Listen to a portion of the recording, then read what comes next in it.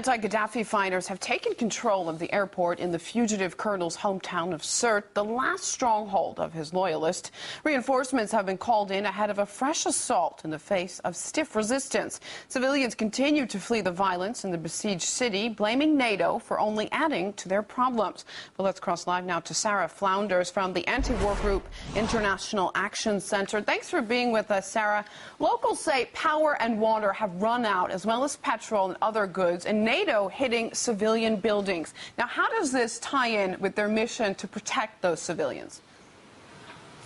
Well, from the very first day, this has never been about protecting civilians. It has been overwhelmingly a war on civilians. NATO is responsible for now into the 7th month of bombing, more than 30,000 sorties, more than 10,000 actual bombing locations. Again and again and again, it has been the civilians and the civilian infrastructure that has been targeted. Sirte is now without water, without food, without medical supplies, without operating hospitals.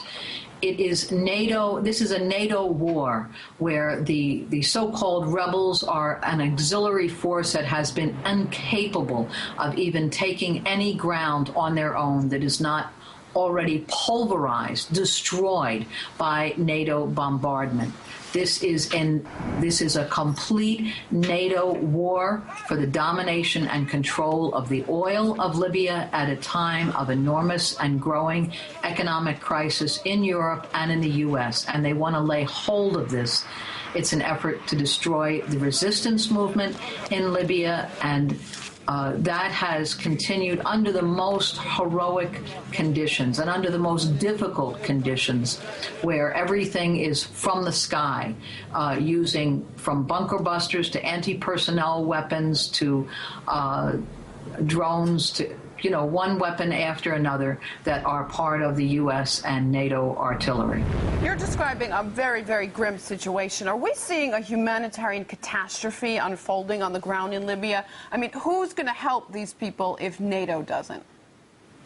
Well, NATO hasn't helped at all. They are only interested in the destruction and in getting the oil pumping again. And we can see this by the way in which NATO has carried out a war in Afghanistan to this day. We can see at the U.S. war in Iraq that there's no consideration for the civilians.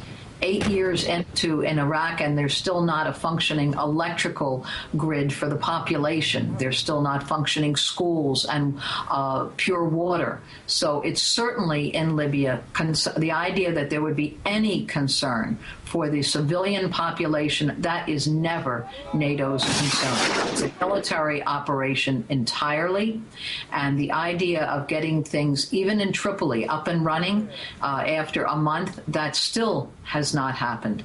So, in one of your articles earlier this year, you say that imperialist military intervention poses the gravest danger for the people of the entire region. What kind of danger are you talking about? Well, from the beginning, it's not only been a war for control and domination of Libya and for seizing hold of the oil and also the enormous cash reserves, more than $130 billion. But it has been a weapon against the Egyptian and Tunisian and the what's called the Arab Spring, the revolutionary upheaval sweeping the region. That an enormous war going on right in Libya is a way of pushing back and strengthening the hand of reaction in the entire region. So it is a danger. It's a real danger what NATO is doing. Its ships off the region, its control of the air, and having a military base. It's finding a home for AFRICOM, which is the U.S. NATO command and control for all of Africa.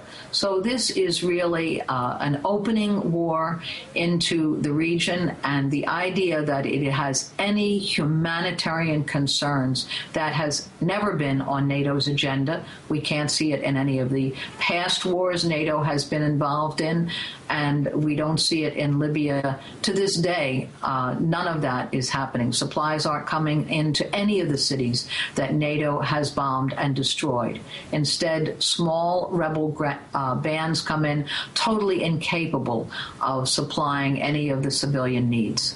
Right, Sarah Flanders from the anti-war group, the International Action Center. Thank you very much for talking to us this hour.